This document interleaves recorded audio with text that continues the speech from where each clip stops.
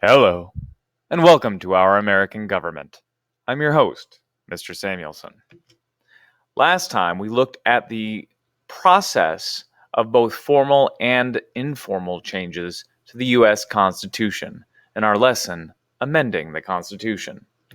Today, we are going to look at the product of formal change to the U.S. Constitution.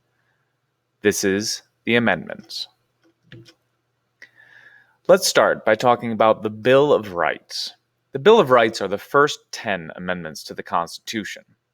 They were initially created because anti-federalists, those who did not like the Constitution and did not want the Constitution to be ratified, believed that it needed more protections for individuals and states. An agreement was struck that the Bill of Rights would be added by the very first Congress. The First Amendment to the U.S. Constitution is perhaps the most famous and one of the most important. It protects 5 basic rights: the freedom of religion, that is, that the government will not impose any religion on us or limit our choices in religion; the freedom of speech; the freedom of press; the freedom to assemble, so people can get together in groups without fear of the government cracking down; and the freedom of petition, that is, if you dislike something that the government is doing, you have the right to let the government know that. Now, reasonable limitations do exist on this. The famous one that is given, and was given in a Supreme Court case, is that the freedom of speech does not mean that you can yell fire in a theater. If there is no fire. If there is a fire, you can yell fire. But if there's no fire in a theater and you yell fire and it causes a panic and everybody runs and people get hurt, well, you are responsible for their injury. You can't do that. Likewise, with the freedom of religion, if you practice a religion that advocates human sacrifice, well, you're not allowed to do that either. There are reasonable limitations on these rights. Now, the Second Amendment was originally written to stop the government from disarming citizen militias. This had happened just prior to the Revolutionary War, when the British wanted to seize the weapons of the Minutemen in Massachusetts. Second Amendment reads, "A well-regulated militia being necessary to the security of a free state, the right of the people to keep and bear arms shall not be infringed." So people have the right to own a weapon, to be a part of a militia, which is well regulated, and therefore can defend themselves. Now, later, this has been reinterpreted and expanded to include an individual's right to own a gun for self-defense.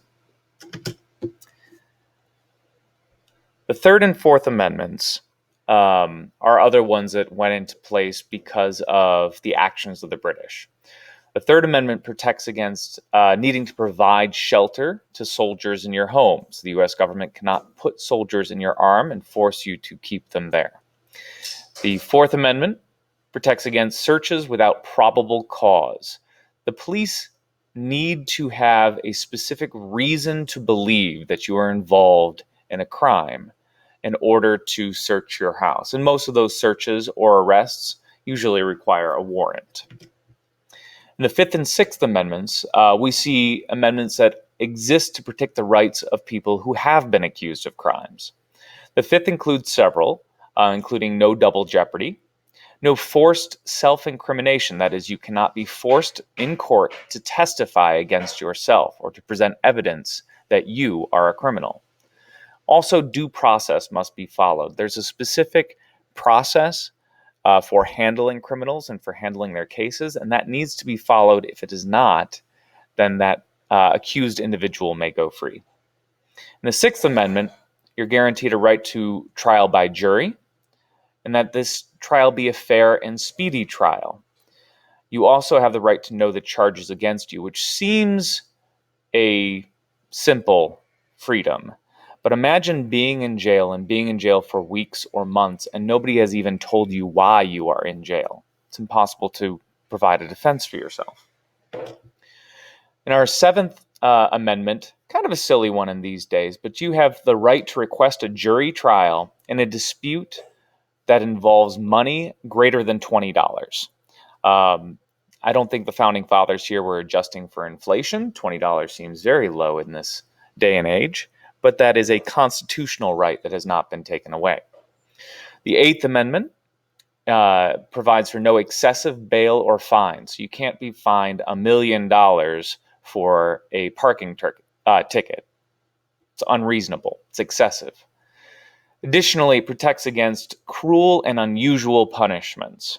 So no more torture in the United States. It is outlawed. In our Ninth and 10th Amendment, we see some interesting ones. These are catch-all amendments. The Ninth Amendment basically says that you have more rights than just these that we've listed. There are certain natural rights which you cannot be denied. So you still have those rights, just to clarify that. And then the 10th Amendment says that the powers given to government in the U.S. Constitution are not necessarily denied to the states.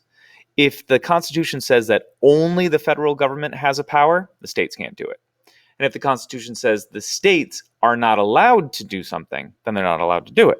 But if it's not touched by the Constitution, then the states can decide for themselves. I'm going to skip some amendments and bounce around here a little bit, just trying to catch the more important ones. But the Civil War amendments are certainly some of those.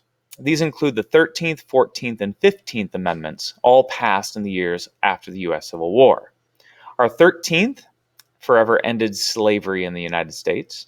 The 14th guarantees equal protection of the laws to all U.S. citizens. So nobody can be denied their citizenship or their protection that comes with that.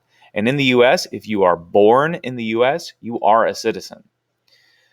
The 15th Amendment says that voting rights cannot be determined by race. There were still some states that were trying to wiggle around the 14th Equal Protection Clause and deny African Americans in particular the right to vote. That was eliminated by the 15th Amendment. Some later amendments include the 16th, which created a federal income tax.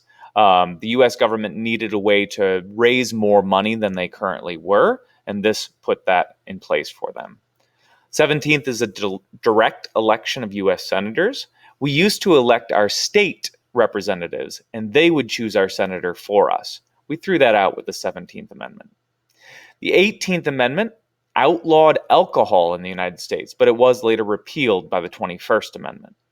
And then the 19th Amendment gave women the right to vote. It's amazing to think that we went this far in American history without allowing women to vote, but we did. Later amendments, and again, I skip around here a bit, we get to the 22nd Amendment. This limits a president to 2 terms in office. It had been a tradition. No president had done more than 2 terms until we got to Roosevelt. Roosevelt was elected for 4 terms. This is Franklin Roosevelt, not his distant cousin Theodore. The 25th Amendment formalized that order of presidential succession. The vice president, who used to assume the powers of the president, now becomes president if the president dies, clearly. But we also have many others in that line of succession. If both the president and vice president were to die, it would go to the Speaker of the House of Representatives, and then the president pro tempore. And then we'd start to work through the U.S. cabinet. The 26th Amendment established a national voting age at 18 years old. It had been different in different states up to that point, but we were drafting 18-year-olds to go fight in foreign wars. In some cases, those 18-year-olds didn't have the right to vote on the people who were deciding whether or not we went to war. So we corrected that by lowering the voting age to 18 in all places. The 27th I threw in there just as an example of some of the amendments I would usually toss out and not include. This is our most recent amendment, and it just deals with congressional pay. Congress decides its own pay rate, and they decided this might be a problem, so they made it so that if Congress votes themselves a pay raise, they have to wait until they've won re-election before they actually get that pay raise. So it does not take effect immediately. They have to vote themselves a pay raise, explain that pay raise to the voters,